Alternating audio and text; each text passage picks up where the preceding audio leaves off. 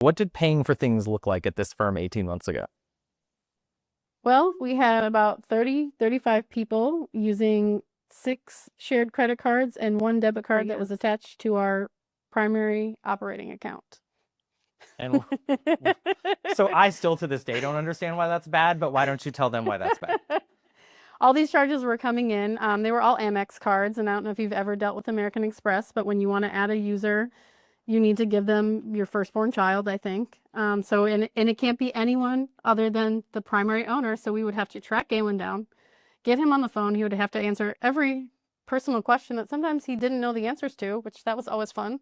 Yeah, I still don't understand that, but they knew more about me than I knew. It was kind of weird. They really did. So um, it was very difficult. And that's why only like a handful of people had the cards, because I think you probably signed them all up at the same time. Yeah. And so then everybody was just sharing those cards all over the place. A charge would come in on Parker Logan's card, and it wasn't even for Parker's case. It might have been for Shay's case.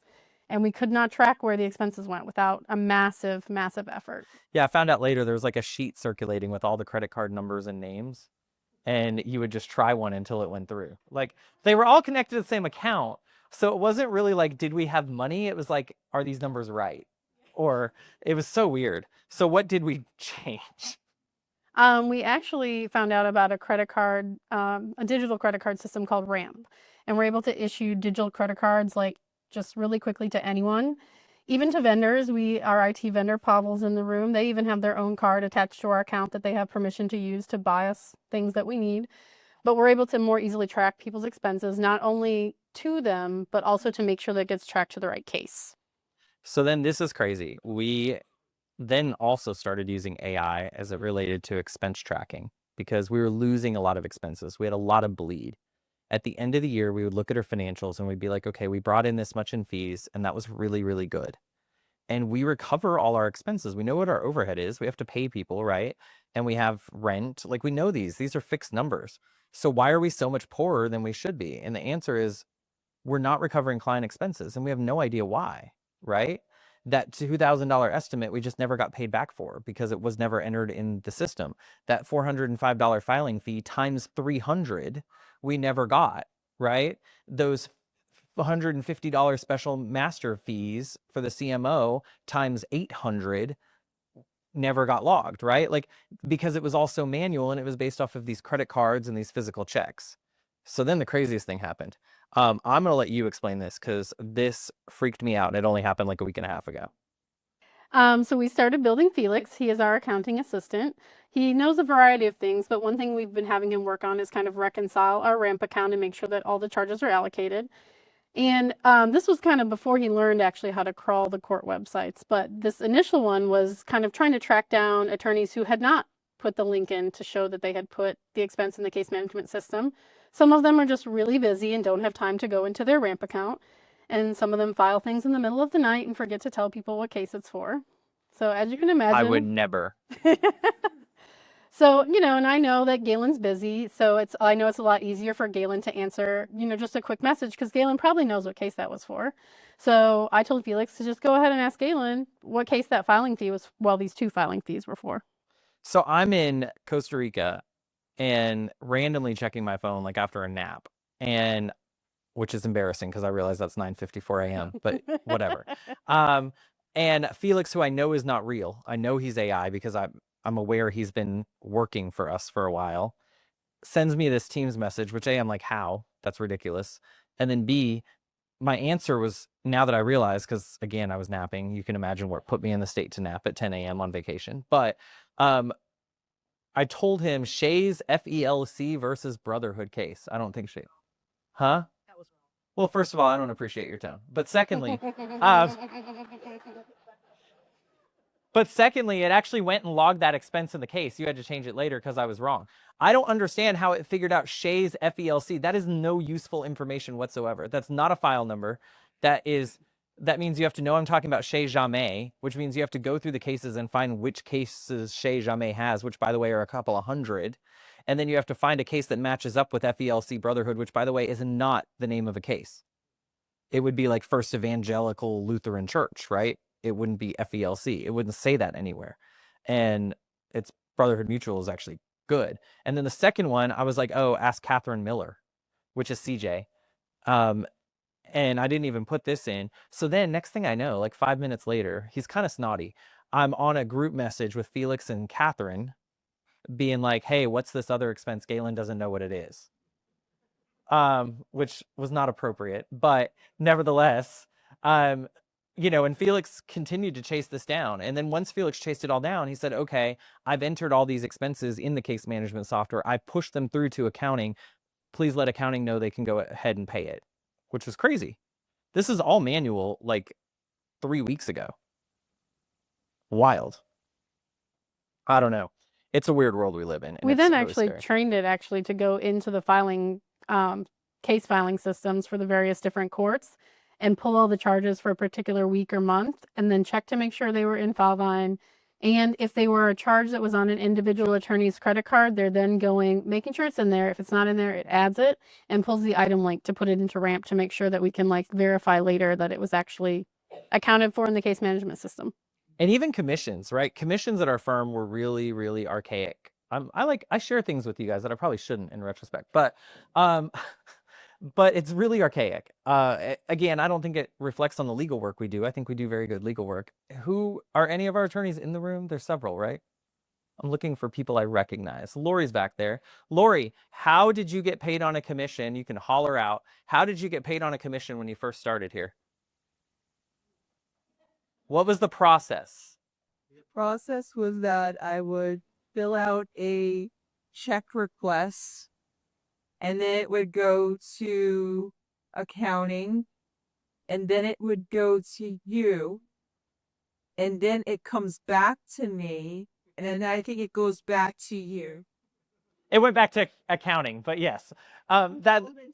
Oh no, it went to me because that's right. So this is a piece of paper. I want to be clear. This is a piece of paper per attorney per case. Okay. And it literally went to all those people. It went to accounting so they could check it. She had to fill it out though. And then it went back to me. And then I had the little stamp that said approved and I had to stamp it and sign it. Right. And then it went back to her to look at to make sure it was right. Then it went back to me. And then once every Friday night, because I like to party, I would sit down with the 200 of these that had come in over that 2 weeks. And I would enter them into our payment system and hit pay. That was the process. And it honestly was the best process we had. Ashley found a commission software. She spent months and months really getting it onboarded. It was crazy. I felt so bad for her because she was like arguing with these people all the time. And then this is the crazy, crazy part. Like that was an operational fix. Great job. You got that commission software on, made my life so much easier. I could log in once every 2 weeks, look, hit approve, reject. But that was problematic too, right? Yeah, it wasn't tracking everything that we wanted it to as far as the referral sources, external attorney referrals, and whether or not the fee that we collected was per the contract. So what did Felix do about that? Well, I gave Felix access to our existing commission system and told him to look and see how it worked. And then I just basically opened up the, voice chat on Claude and just ranted about all of the things that I did not like about it. And over the weekend, was it last weekend or the weekend? It was last before? weekend, yeah. Oh yeah, last weekend. He rebuilt a new system. So we're getting rid of the old system? Soon. We have to make sure it actually works. It looks like it works. It's running in parallel right now, and Yeah. Galen's approval section of it is working, but I don't have the user interface done yet. Yeah, so it still needs to build a login for you guys and everything, but 1 second. I just want to finish this thought because I'm about to forget it. But what it does do is it's gone. What's your question?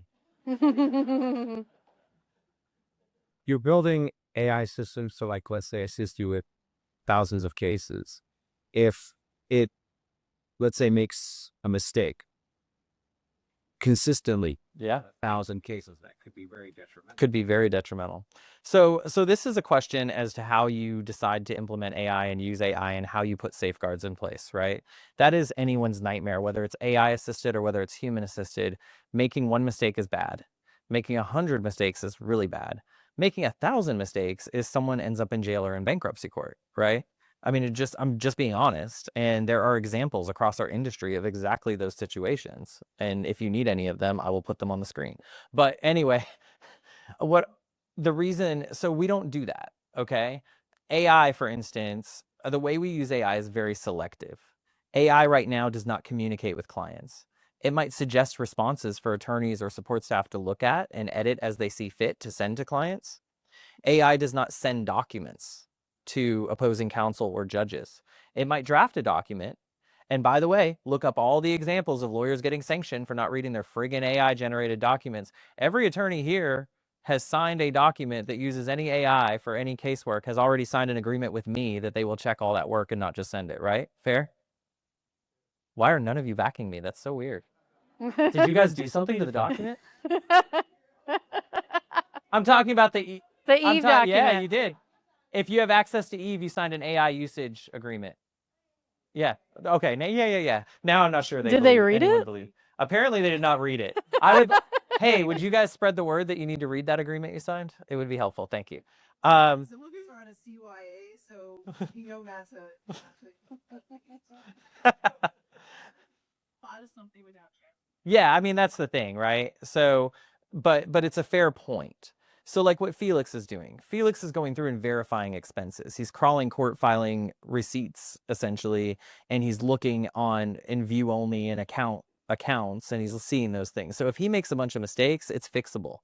And we have humans verifying everything he's doing, but it's saving time. So it's AI doing heavy lifting and you guys making sure you review it. So then the danger would be after a lot of review and saying that it's done correctly, a lot of the complacency, getting lazy, complacency and laziness. Exactly. Sign up on this. He's been right on it, guy. That is the societal danger right now that we are facing on epic proportions. That is not unique to this industry, and it is worldwide, and it is much worse than any of us realize. I do not want to be doomsday. I said I wouldn't do that after the first session this morning because that was sad. But that is the societal danger that we are facing in every industry right now, is the risk of AI doing so much that we become complacent and don't pay attention for when it makes a mistake.